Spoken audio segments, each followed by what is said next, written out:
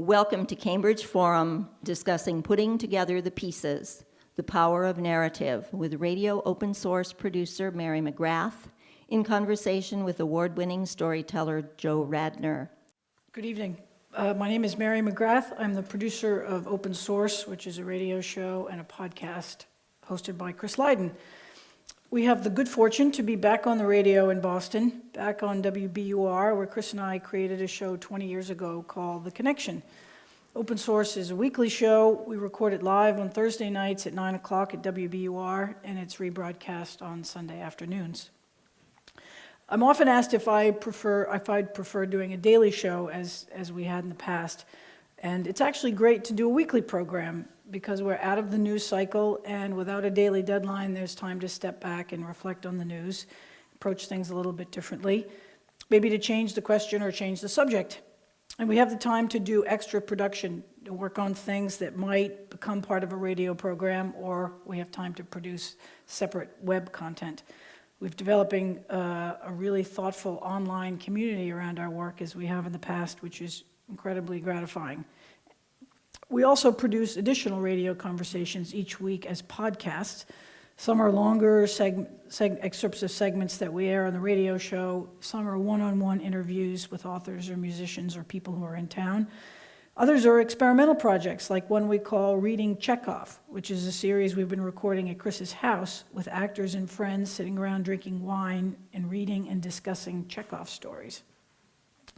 My job as the executive producer is, along with Chris and two extraordinarily smart young guys, to dream up ideas for shows and podcasts, read a lot of books, write and edit scripts. I also edit audio. I direct the live show in the studio. I write for our website and I edit it along with Chris. I run our daily story meetings, and I'm the supervisor and manager for our small staff. And I organize and direct our workflow, keeping track of schedules and who's doing what. Player coach is what I like to call it. The narrative of our show is conversation, really, not so much storytelling.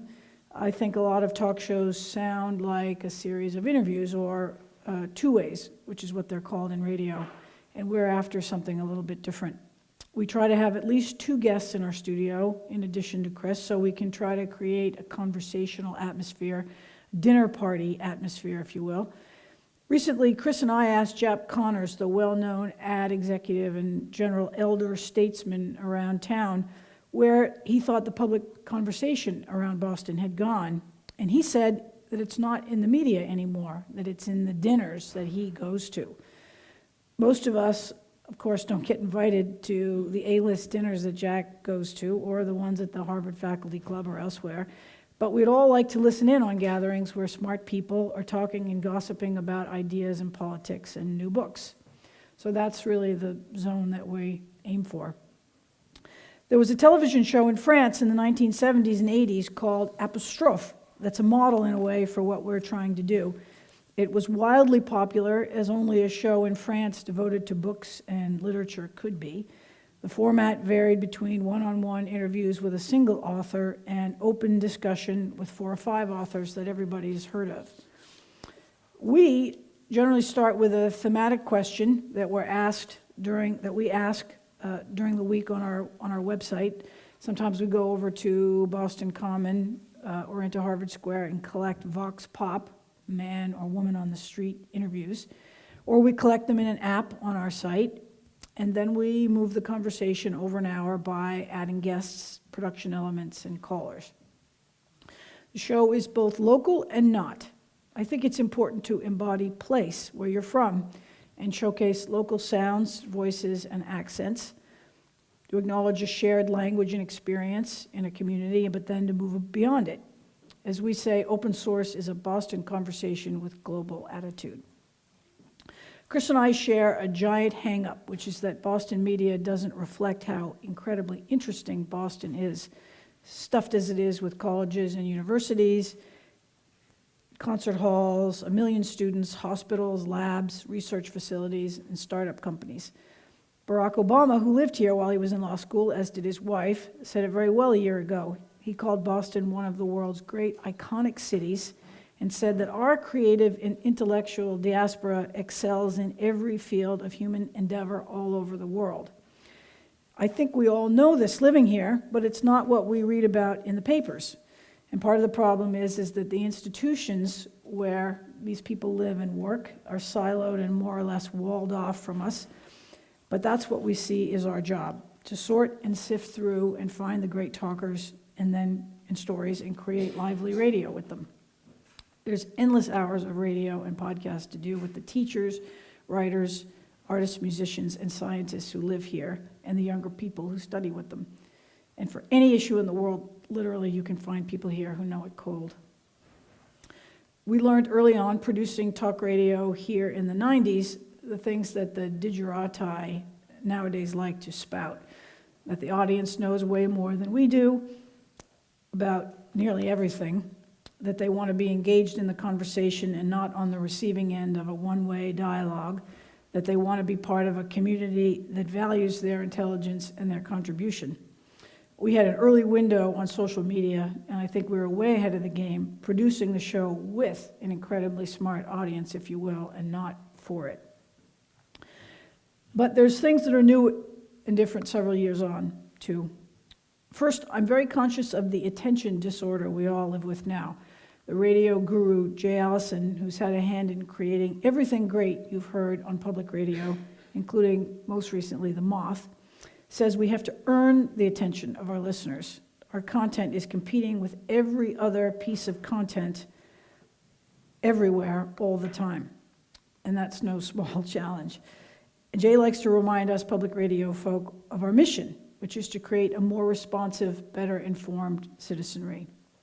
At OpenSource, we're trying very hard to conduct an honest, open, popular inquiry on ourselves and our country at a particularly challenging time.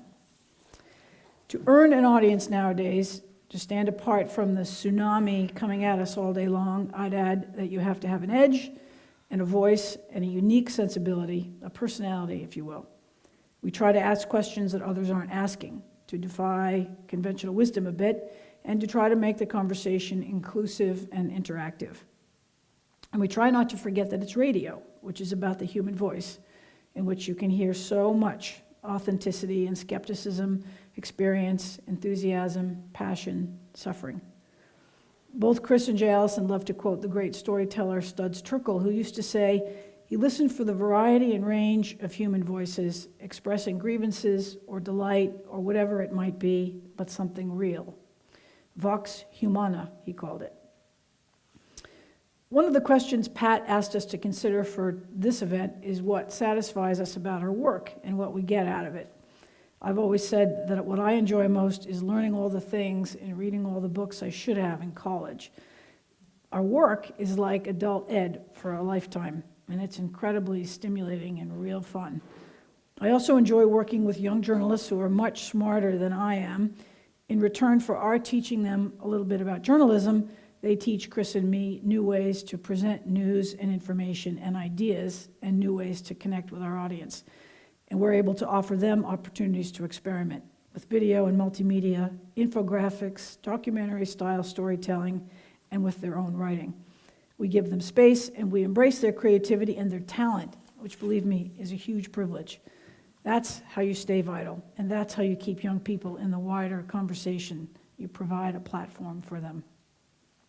And with Jeff Bezos running the show at the Washington Post and John Henry here in Boston, and with the newly independent Ezra Klein at Vox, and Kara Swisher at Recode, and Nate Silver at ESPN, and Glenn Greenwald with Pierre Omidyar, there's even more places for young people to show up and work.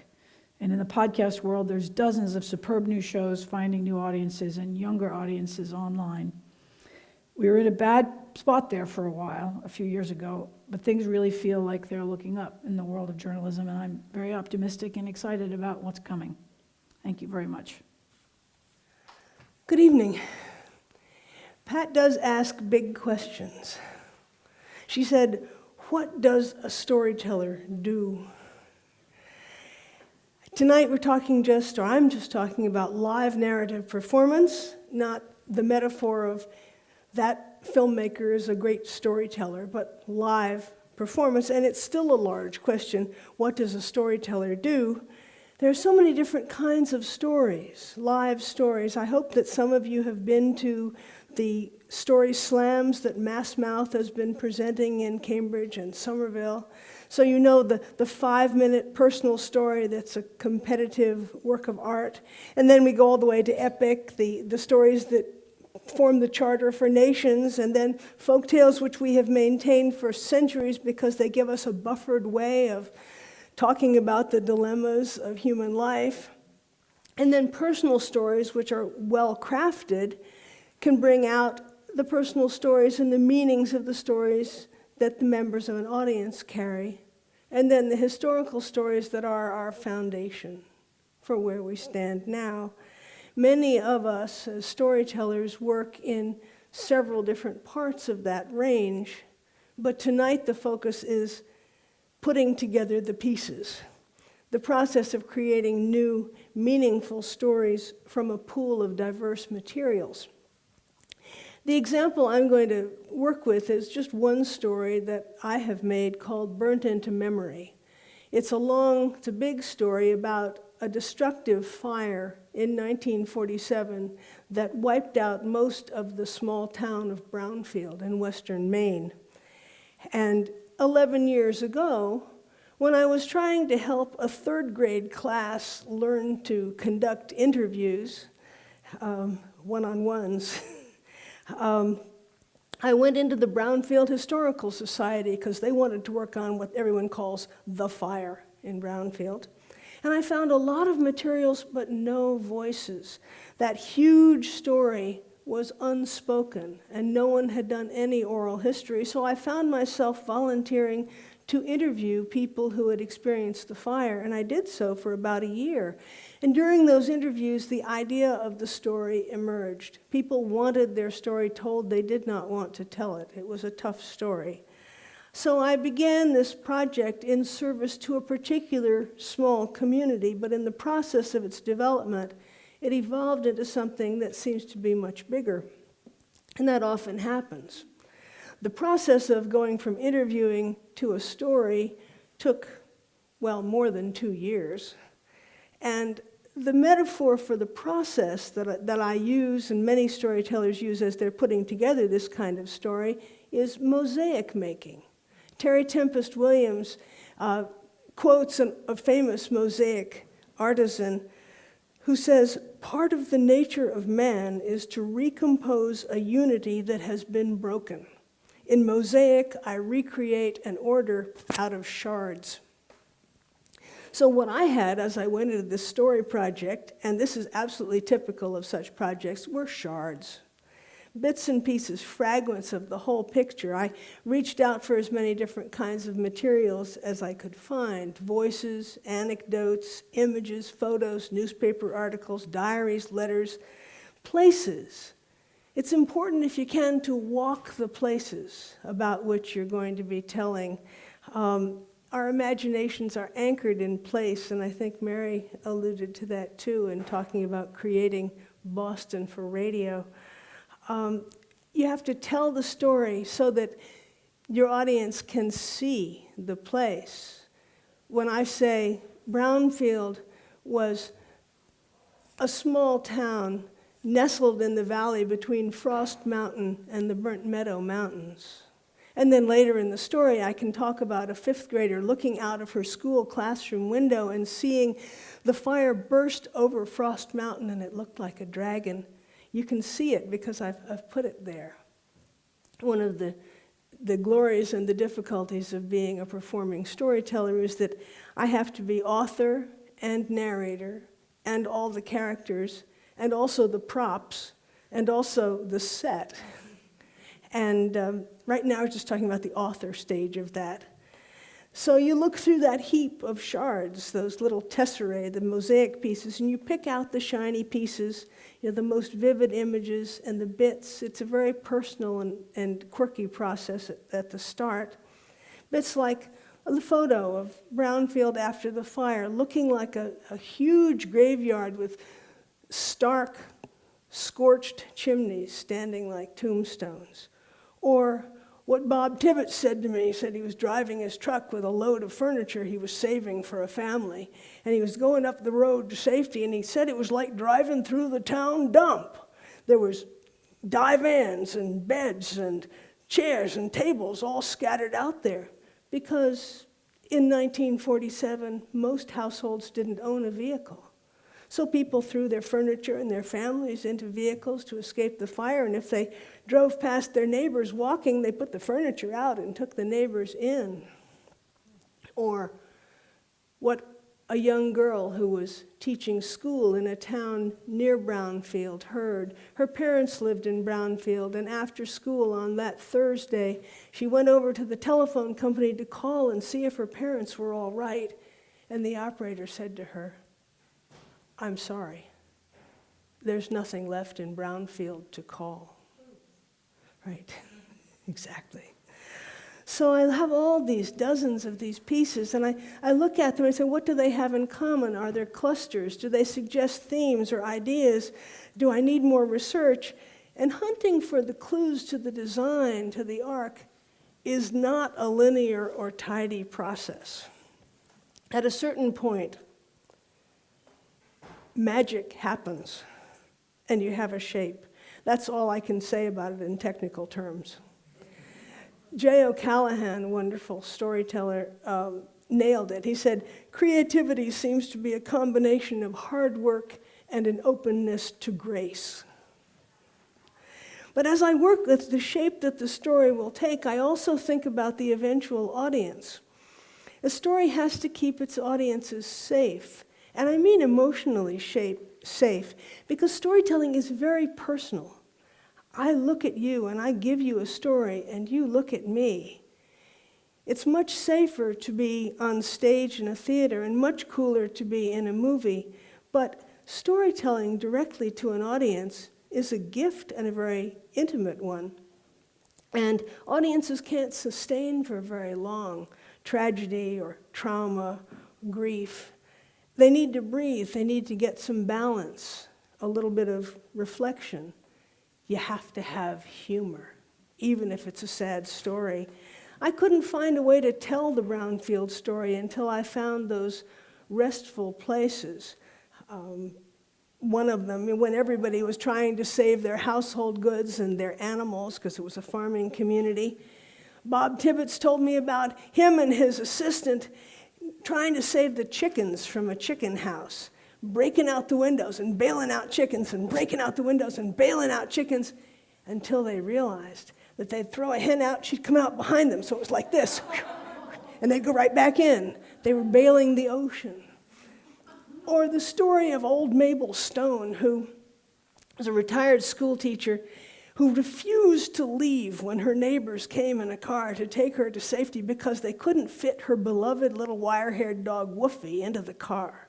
So she created a wacky plan involving a bucket of water, 2 blankets, a broom, and her snow rake, and she fought the fire off of her house all night and saved it.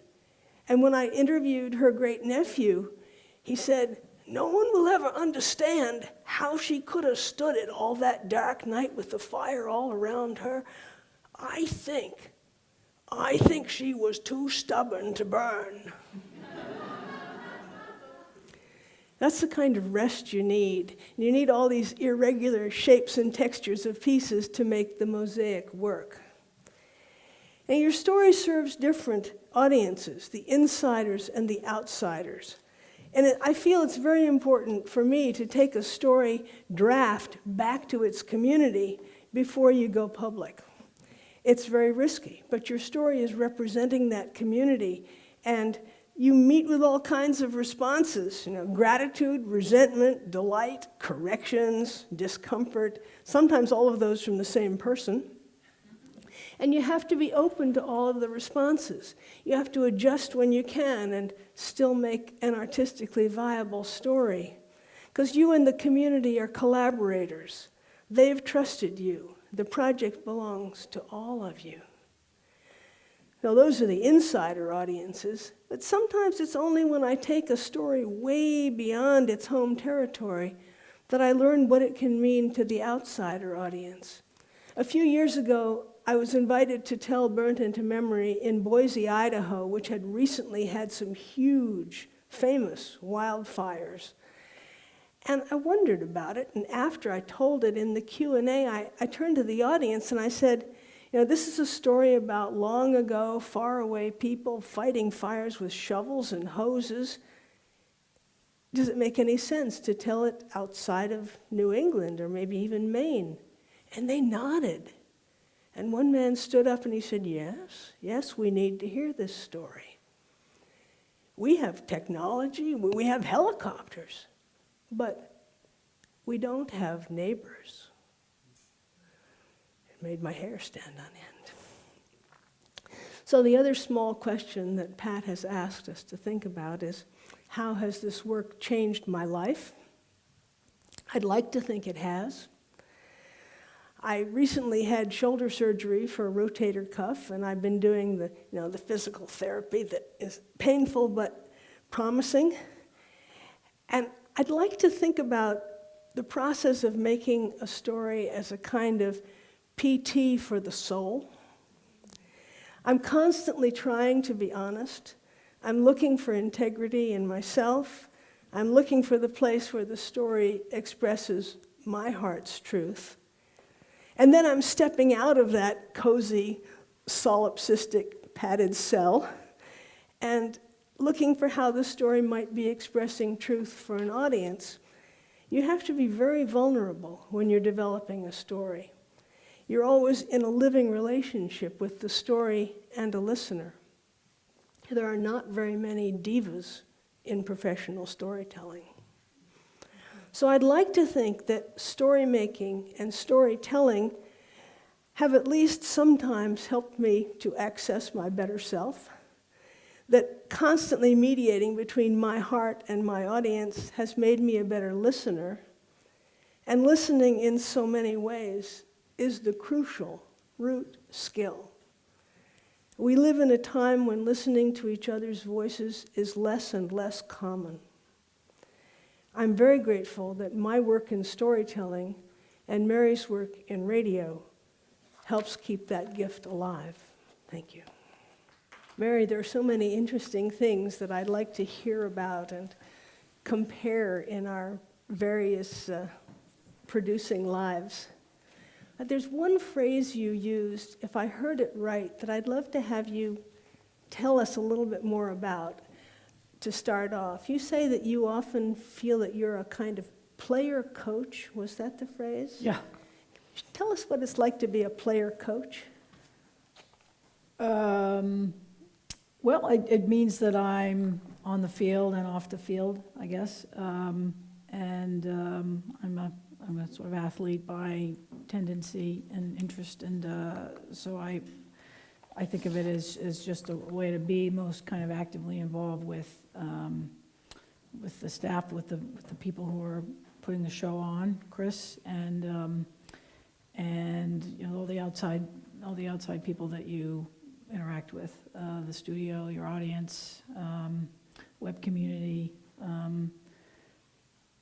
But it's a way, I guess, sort of being inside of the process and outside of it at the same time.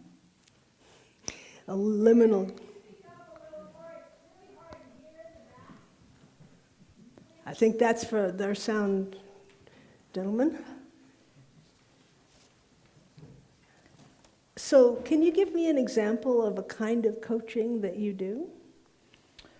Well, I mentioned that Chris and I have a very small staff. It's the two of us and two young guys, and who are pretty. I mean, they each have interesting experience, but they're not journalists really. I think it's a way of I'm training, helping to train them to write and edit and produce for radio. But we all but I do it as well, and so I can model what I do, but I can also just guide and help them, and the way that Chris and I work is a very kind of symbiotic process of sort of before we approach a program, how to go about it, what the angle might be, who the right guests might be, and then the process of doing the live show. So it's kind of multi-dimensional. Sounds good. I realized that I was kind of abashed when you were talking about what a relief it is not to have a daily deadline, how easy it is to have a weekly deadline. And here it takes me years to make a fairly large story. Do you find that the deadlines are useful for you? Oh, or yeah. How so? Well, you've got to.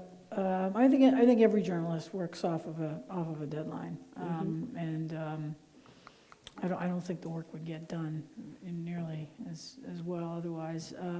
You have a focus every week of kind of the story of the week, either to reflect on it in a certain way or to do something entirely different,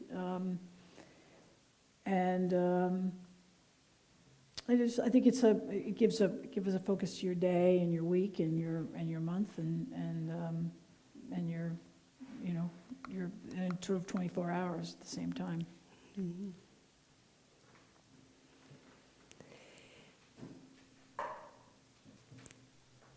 I'm struck by the fact that we both talked about voice and your attempt to create a real voice. I was reminded of something that Anna DeVere Smith said about when she's interviewing people. She listens for when they are singing the song that only they can sing, and then she feels she's found the characters. Tell us about some of your favorite voices. There's so many. She's amazing. We've done some radio programs with her as well, and I'd love to ask you about your process of as well. But there's just so many interesting voices. Some of the great ones just around here: E.O. Wilson, Seamus Heaney, poet.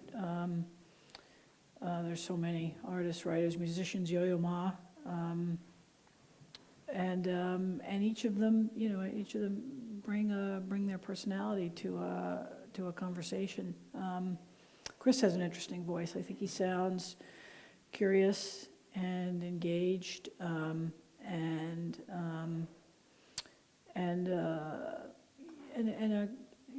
conversational. As I said earlier, he's not interviewing people. He's talking with them. I always say if I had to find somebody to do what he does, I'd just as soon go out and have a meal with them and just sort of shoot the breeze with them, as opposed to what a sort of skilled interviewer,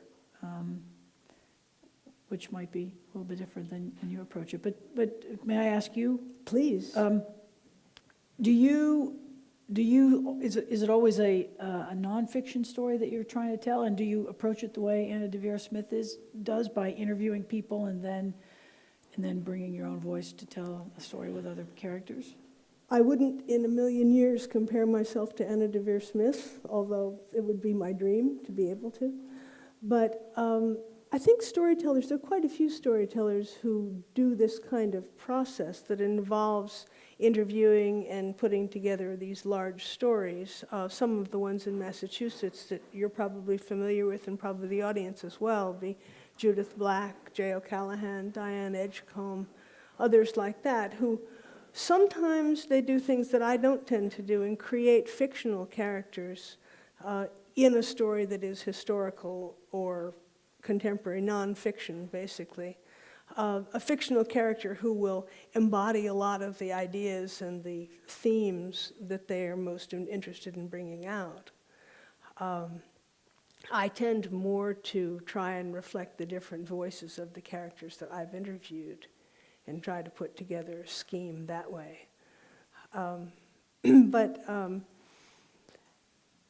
I've also done a fair amount of work with historical stories, particularly another piece called Braving the Middle Ground, which is about, it started out when I was trying to understand my own English ancestors and what they were doing in the violent complexity of 17th and 18th century New England, settling here.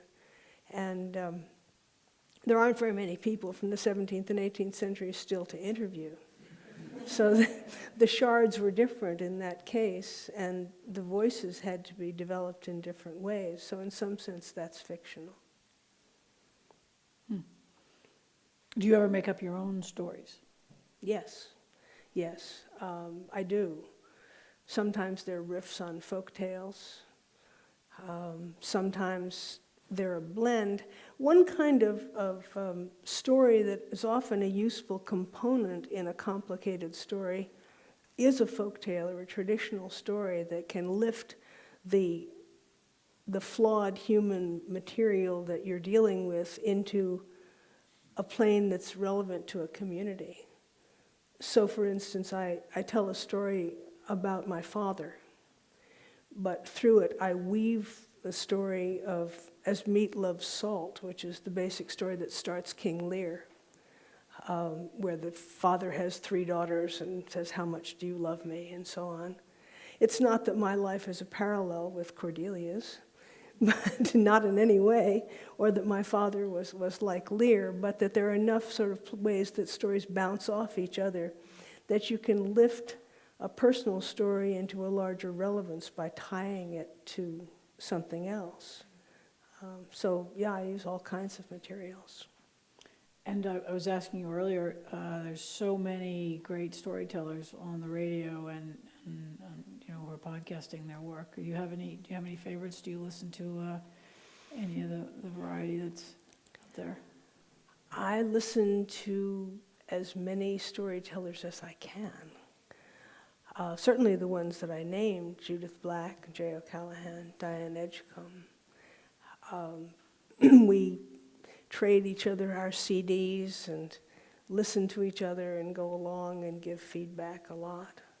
One of the things that I think is different in the process of a storyteller and a producer in your sort of situation is that we tend to work alone an awful lot. And at a certain point, that won't do.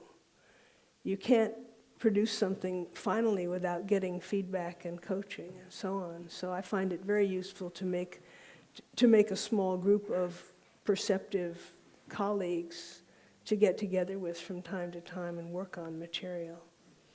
I was saying earlier that all of a sudden there's all these new platforms for journalism and for storytelling, and that young people, a couple of years ago everybody was saying journalism was just going to die on the vine. Now suddenly there's all these young people with all these new skills that are reviving it.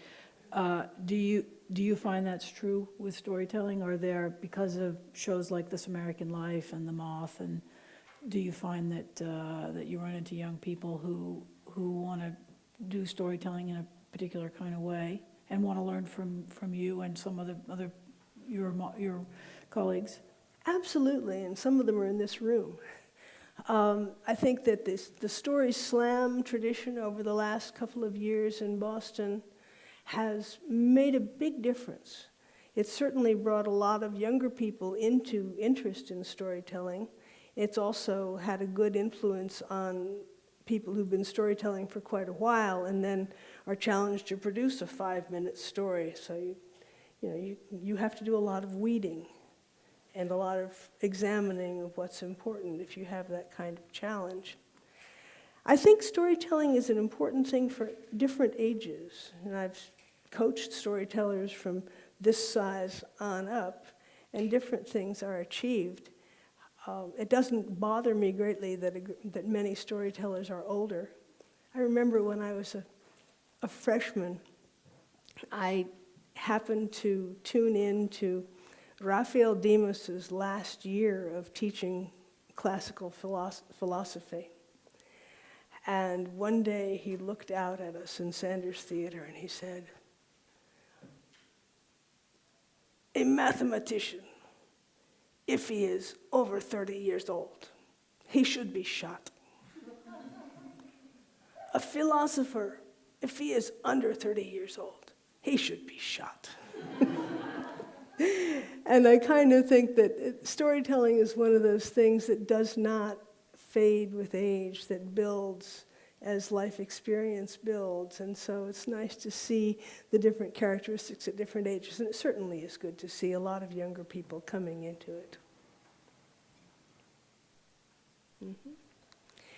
Well, I'm thinking this might be a moment for us to open up the microphone here to some people in the audience, and we would be happy to discuss things with you.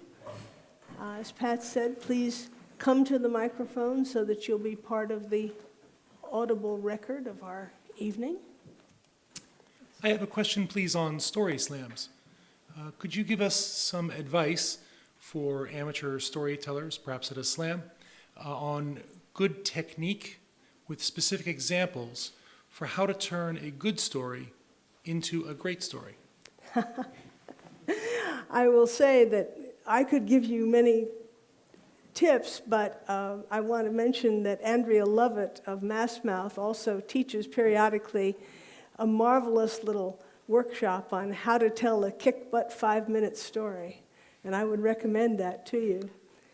I think the most important thing is to make sure that the story has an arc, that it hooks people at the beginning, that it travels in a certain direction that relates to the theme, because there's always a theme of a particular story slam evening, and then that it closes in a way that brings us back to the beginning. This is something that I had thought about, Mary, and I was going to ask you about with radio programming, because we're both dealing in the oral and what people hear as opposed to what they read. And it's quite a different experience to listen and to read. You can't peek at the ending, or you can't say, I didn't quite catch that sentence, I think I'll go back to it. And you need more props to perceive the structure of a story, I think, often. You need to know that there's a rhythm that says that the ending is coming. You need to have a sense of the arc that is in some ways more obvious than it is if you're reading something and writing. More formal structure, at least that's what I feel about stories for slams or stories in general that we create for oral performances. I don't know if that's the same thing with radio programming. How do you structure? How do you think about the structure of? Well, I mean, I think it's, for a live show, the structure is the hour that you have. Public radio tends to be divided into 3 parts, sort of a break at 20 after and a break at 40 after, so that divides the show naturally into 3 parts. And so that's how we think of our show, sort of building for each bit. And you want to try to end the show, not sort of crash into the ending, hopefully, but to kind of wrap it up at a certain point and make it feel, so it's really more produced. It's not a natural thing necessarily, although it does happen naturally sometimes. So how do you end it with that feeling? Well, I think you just sort of ask a final question, or you ask an ending kind of question with enough time for people to kind of reflect on it, and sometimes Chris may make a final note or a final observation or a final reflection about something that relates to the topic.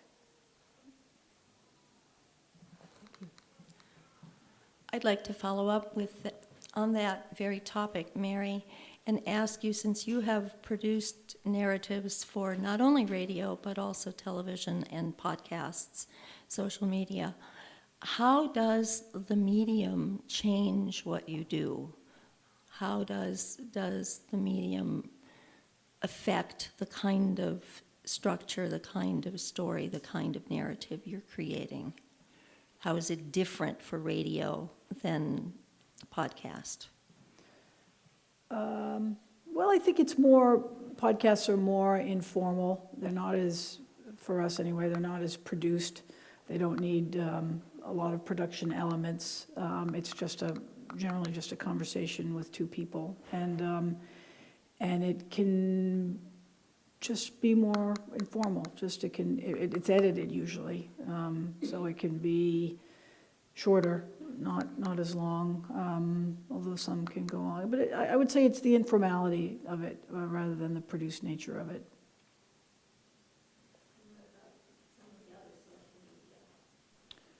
So other social media, meaning television or? Well, television is a broadcast media, and I'm Right. certain they have even more production elements than radio. Right. But do you do things with, images, for example? How important is webcasting with video? How important to what you do? Do you do any of that?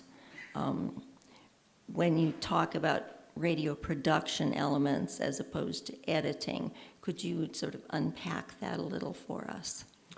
Well, I think oftentimes visual explanations or graphic explanations of stories or ideas are useful, which can be part of a web kind of production, where you can have a radio, and that's sort of how that's really what we're doing more and more of, where we'll have a radio show, but we'll produce.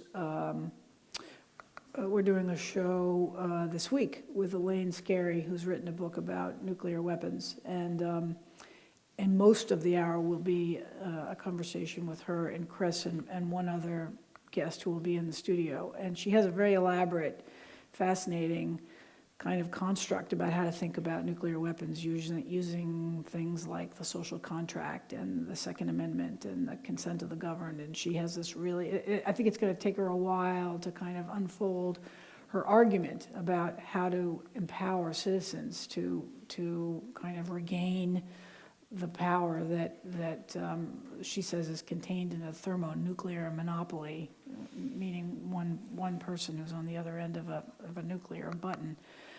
So we've done interviews today with Richard Rhodes, who wrote a book about the making of an atomic bomb, and also with Eric Schlosser, who's written this book about all these crazy, horrific, kind of almost nuclear accidents. So those will be sort of extras. If you almost think about it the way you're sort of looking at a book on Amazon or something. If you like this book, you might like this book. And so we've been thinking recently about if you could just kind of present those other kind of ancillary things about a topic in a kind of usable way, that it would be useful. And we've got a young guy on our staff who's very adept at putting infographics together, and he sort of has the imagination to sort of make a visual representation of news stories or radio stories. So I think that's one interesting way. And often we did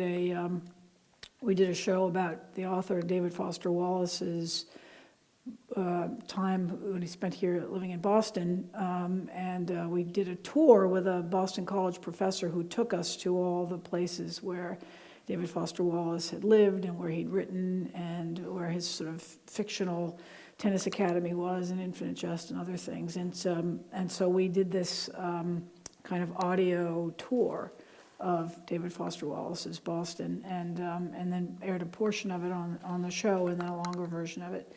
And we've done video, short video pieces to accompany shows that we've done. So that's what's really kind of exciting to do, and which is what you have the freedom to do with a little bit more time and resources than just a radio show. Hi there. This is a question, there's a great deal about the story and the pressure and the time and the audience and the teller and the performance. But I'm wondering about the space. I'm trying to get into where you are when you do it. Is how, like the rest function in music, is the silence. And the sense of we're in the pressure of this moment, and the story has a beginning, a middle, and an end. but there's eternity behind it and a long way in front of it. And so, what is your feeling, or what kind of a state do you get in so that you can have the clarity and the power to speak, but the leisure not to be in a rush?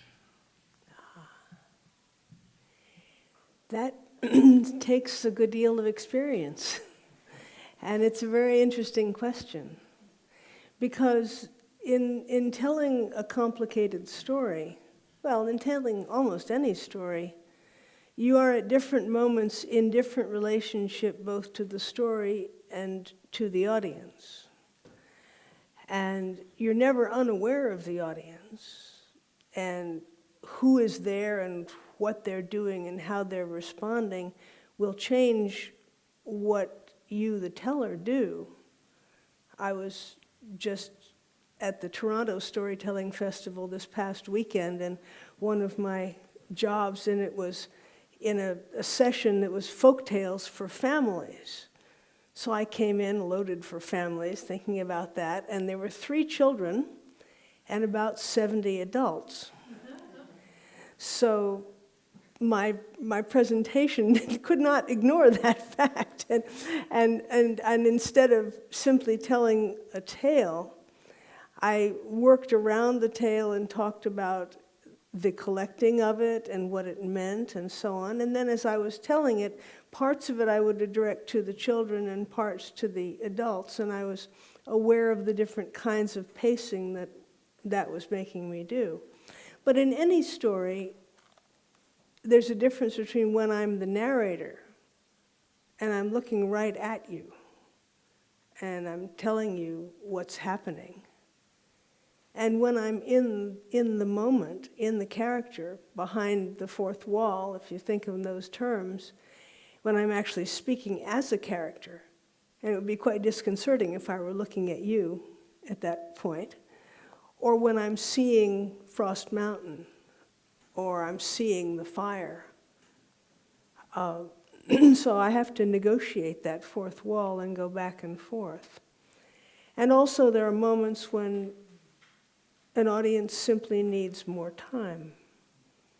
That line that I quoted when the telephone operator said to Joe Blake, "I'm sorry, there's nothing left in Brownfield to call." There's a lot of silence after that. That's the turning point in the story, really. That just has to sit there for a minute. And there can be a voice of the silence. Absolutely. Silence is very important often. And it's nice to be able to hold an audience. Do you construct it with a turning point like that? When Ira Glass talks about his storytelling rules, he'll say there has to be a sort of a beginning, or that the storyteller has to have a point at which they, I think he calls it a revelation. I mean, he has a whole sort of formula. Do you have one like that? And does every story need a point with the operator kind of having that effect? Well, some do turn. I mean, it depends how you're organizing a story. In some sense, the Brownfield Fire story was chronological.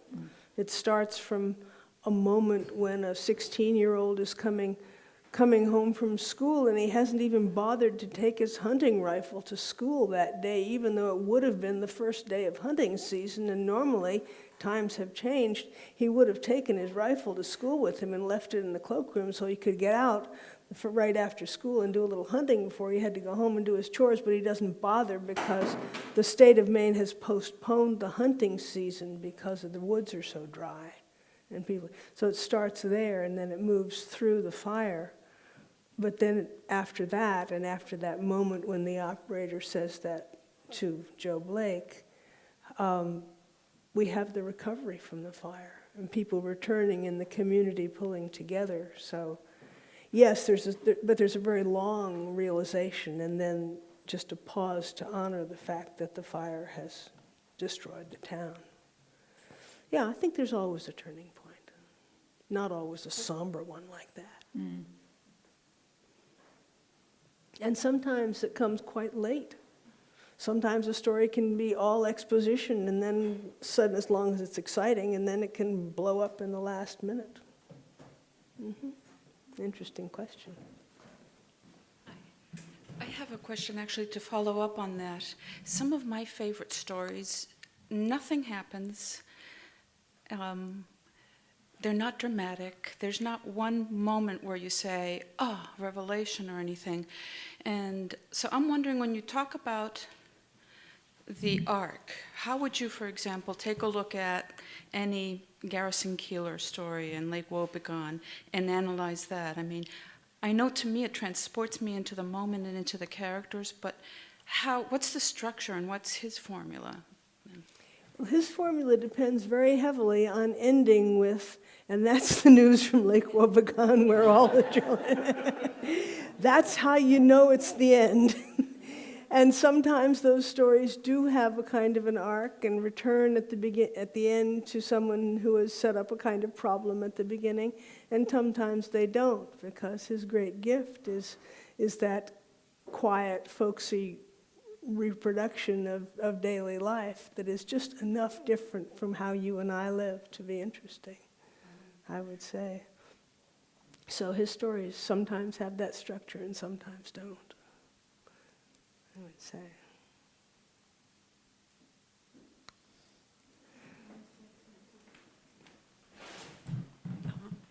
Hi, thank you very much, both of you. When you start out with a story, with an idea for a story, and you get all the pieces together, do you usually end up with something other than what you started out with originally, the idea of the story? I mean, if it's a serious situation, example, and it ends up being a comedy, does that often happen to you? I think often it works the opposite way. That as I find comedy, I also find a depth underneath it.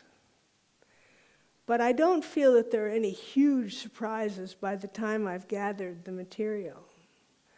The last story on the CD, it's the only CD I've ever made, and I find it very hard to give up the flexibility of being able to change the story. It's very hard to pin it like a bug to the board. The last story is a story that comes down through family stories about my family eccentric. He was my great-great half-uncle, and he died years before I was born. He was born before the Civil War. And all the family stories about him were funny. He was just the place where we relaxed, was Uncle Horace stories. You know, he had one of the first Model T Fords in Freiburg, Maine. But he was born before the Civil War, and anybody in his generation learned to drive a car pretty late in life, and he never understood that the car didn't have horse sense. So my mother always told a story about when she was a child, Uncle Horace took her for a ride she never forgot in the Model T. He drove right down the middle of the road, but he always did that, so she was used to it. But when they came to a sharp left turn, she watched him, and his hands turned white, his knuckles pulled back on that wheel, and he yelled, "Whoa!" And the car went right on into the bushes. And there are all those kinds of stories. But what led me to tell the story finally was something that I had found when I was clearing out the attic of the house where my great-grandmother and Uncle Horace had lived.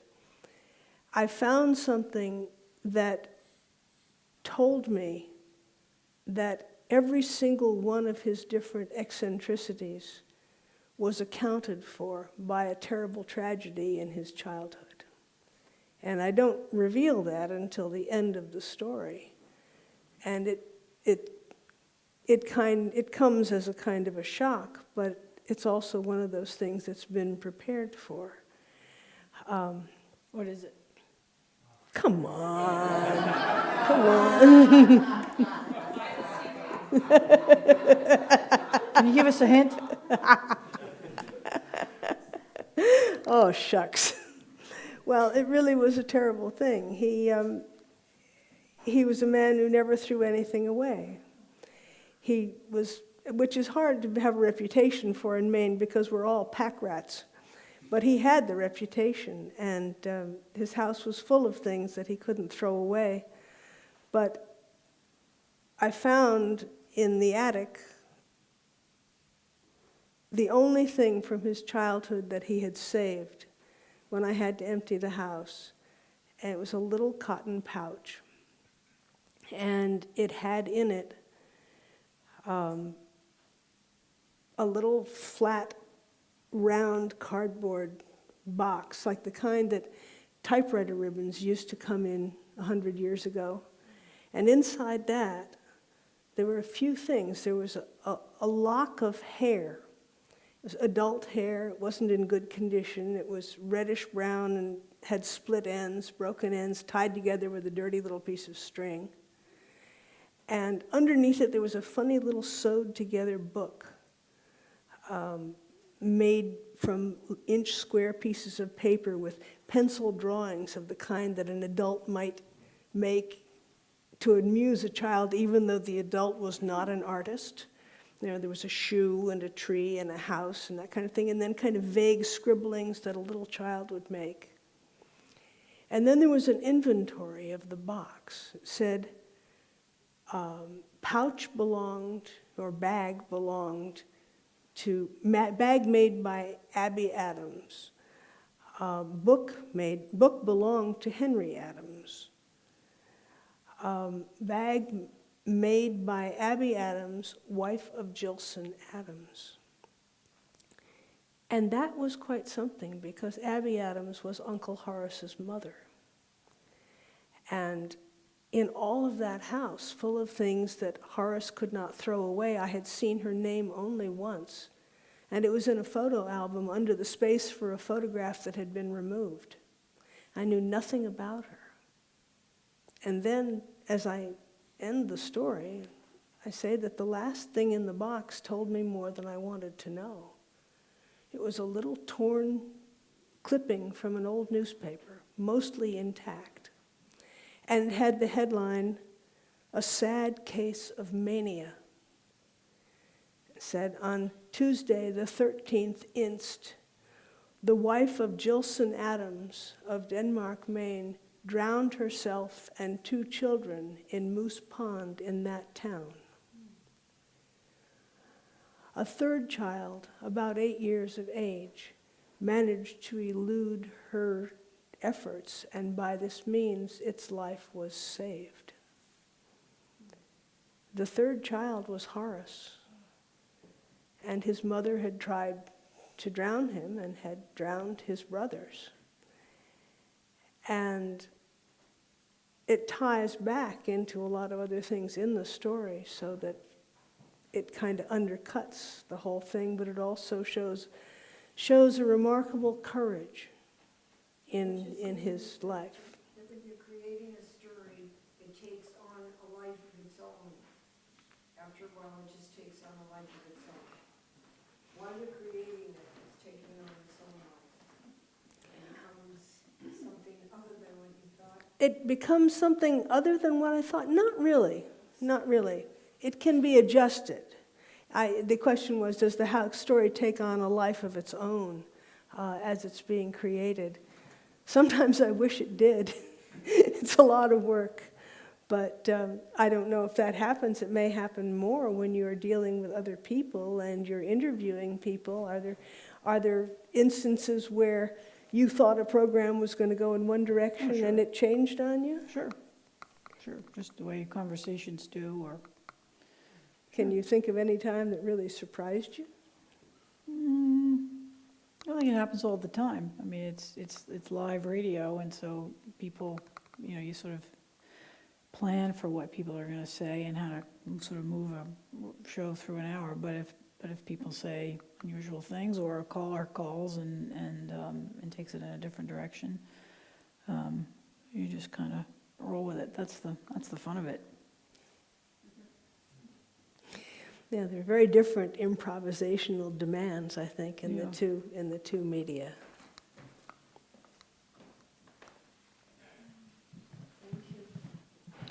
You brought up the caller, Mary. How else do you get feedback from your audience?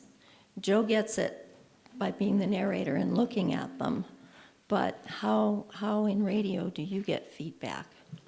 Well, through calls, but also we try to generate conversation for all of the shows on our website. We try to solicit people's interest and expertise about a topic before we do it, and then to sort of continue the conversation through comments largely afterwards, so that each show becomes a kind of discussion which can continue.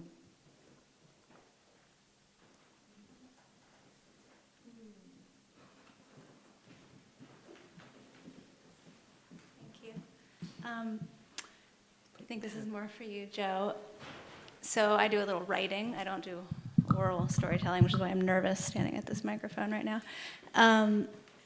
I know in writing a story, one of my biggest challenges is condensing it down to the essential parts. And you're often coached in writing, just get it all out, then edit it down. And I'm curious what your guidelines are when you're trying to condense and pick out the most important elements. And as an oral storyteller, how do you look at all of those pieces if you're not writing them down?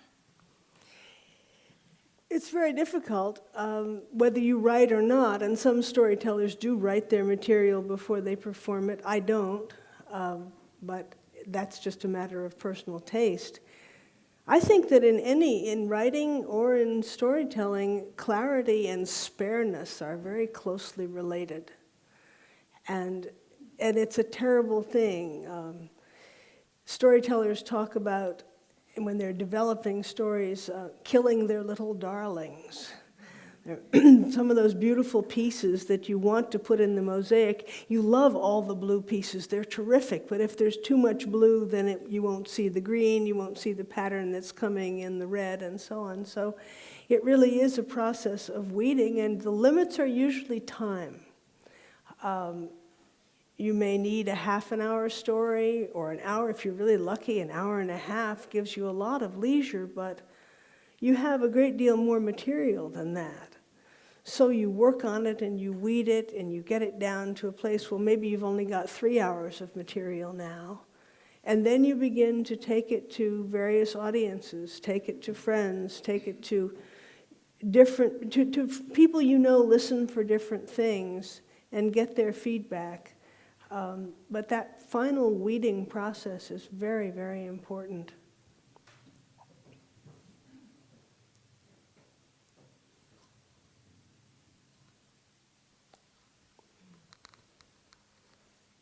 Do you do the same thing in preparing a show? Do you edit? We pare down the number of voices that we put on the show, or we try to not put too much in, actually. So oftentimes we usually have more people than we need before we start a program. And then if we don't use them, if we don't use them on the radio show, we can record a separate conversation with them. That's a wonderful kind of ability. Then you have so many different places to put the stories. Yeah. Exactly. And see. The challenge is making it feel full without making it feel unfinished at the end, that it's too crowded and that it's not satisfying somehow. Yes. Mary, one of the things you said about the storylines about nuclear energy made me think of the question for either of you. If you think of what you do in terms of, or if you think of the need for social change in terms of what you're doing, considering that, you know, our world, everything about it, including all the problems, really is a story. So what's the question? Do you think of in terms of needed social change? So like, you know, stories of something of social import have, kind of go in that direction. In a sense, just allowing people, teaching people to be able to express themselves and share is kind of like moving in that direction. But any thoughts you have along those lines of the kind of, the ways we need to change as a society in terms of your professional thing?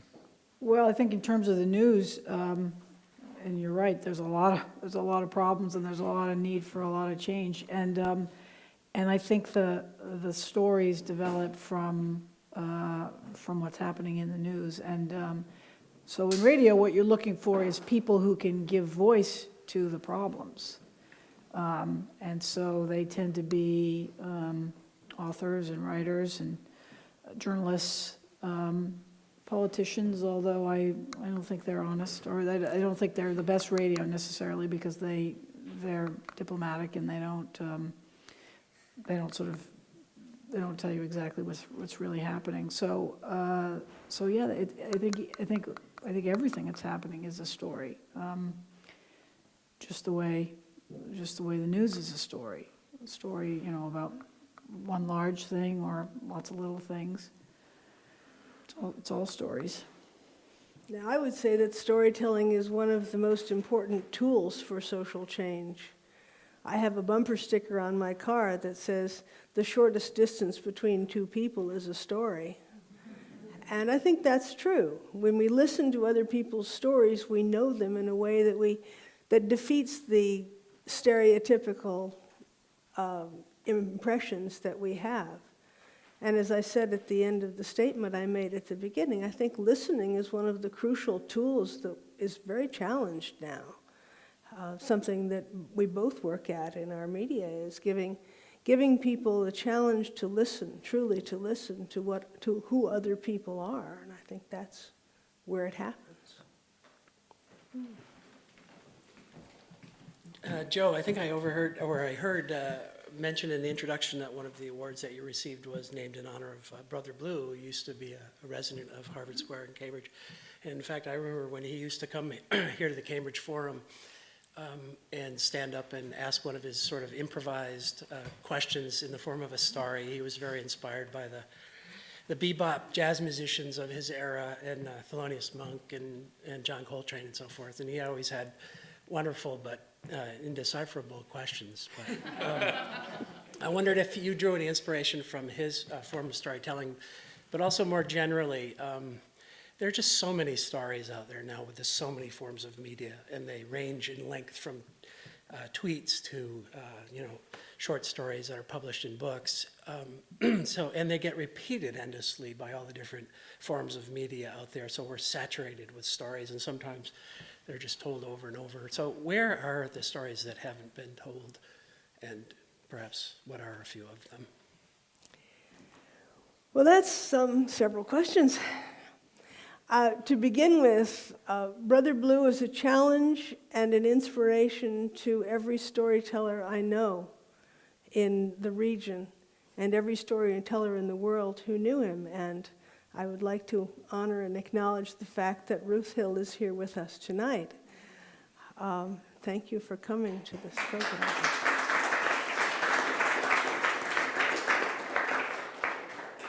As for receiving the Brother Blue and Ruth Hill Award, that is one of the more strong feelings of inadequacy that one can experience in life, because Blue had such a powerful imagination and such an extraordinary way of reaching out and breaking through every boundary you had ever conceived. So the model that he offered to people was received very individually, depending on what you needed. I don't know of anyone who had more of a gift of providing a well-targeted challenge to every storyteller. And I honor that very much. I'm not sure how to answer you when you ask, where are the stories that haven't been told? I think there are the stories that I think the stories have been told and they haven't been listened to. And we need more listening. We need more publicity for the stories of people who are not often listened to. The 99%, those stories. I wish we could teach our politicians to tell better stories and to communicate better stories. But frankly, I don't know how to answer that question about how to find those. Except, well, as Blue did, go in the streets and ask them. There's an organization in Cambridge now called StoryStream Cambridge, which is a volunteer organization, and it simply exists to foment storytelling throughout Cambridge and expose people to storytelling. And over the years, the organization has gotten grants for different kinds of programs. Last year, we did a story trade program with a number of the vendors of spare change news in the Harvard Square in the Cambridge area. And each year at the River Festival in Cambridge on the first Saturday in June, there's a storytelling tent in which some of the people whose stories are not often heard are heard. Last year we had some of the spare change vendors talking about their lives and what they do. Each year we've had immigrant parents and family members from Cambridge come and talk about their lives, tell folk tales from their countries, talk about what it meant to them to come to this country, and so on. So we can create venues to which we invite and at which we feature people whose stories are unusual. That's the most that I can offer there.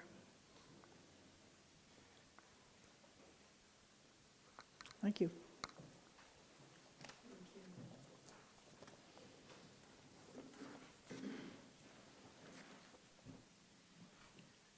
I come back to one thing David said, and he said there are just so many stories out there now. And that reminded me of your quotation, Mary, from Jay Allison about what you have to do to rise above that tsunami of stories. And I wonder, and in some ways I'm playing the devil's advocate here, I wonder if every story has to rise above the tsunami, or if it's more important that every story connect with some listener and create that kind of heartfelt experience that open that listener's imagination.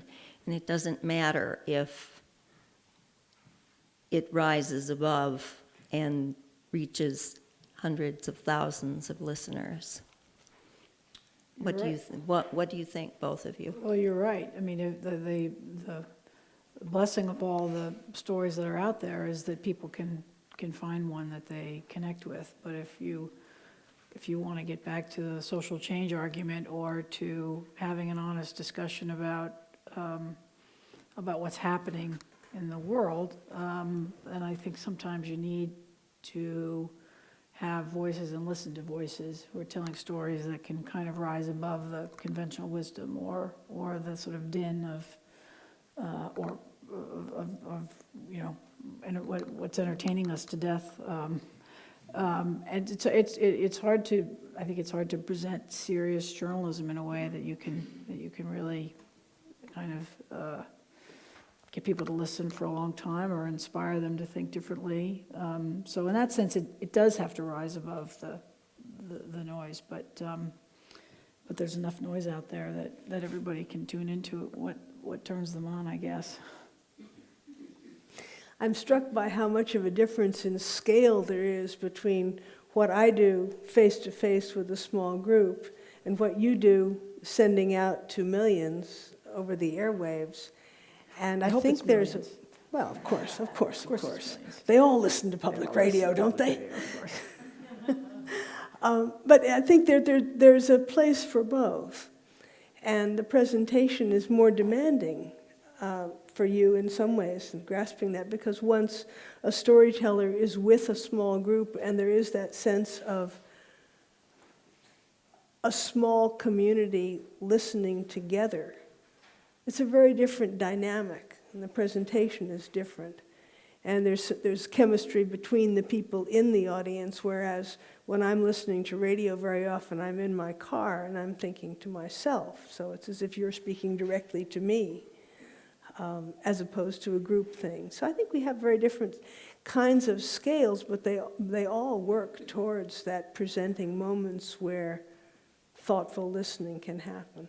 Yeah, for sure. Yeah.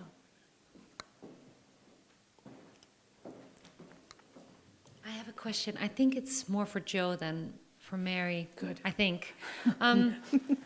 Jo, I work in communication, and I find that stories I tell to help bring about change in organizations, that sometimes I make up stuff along the way as well, to maybe to excite people.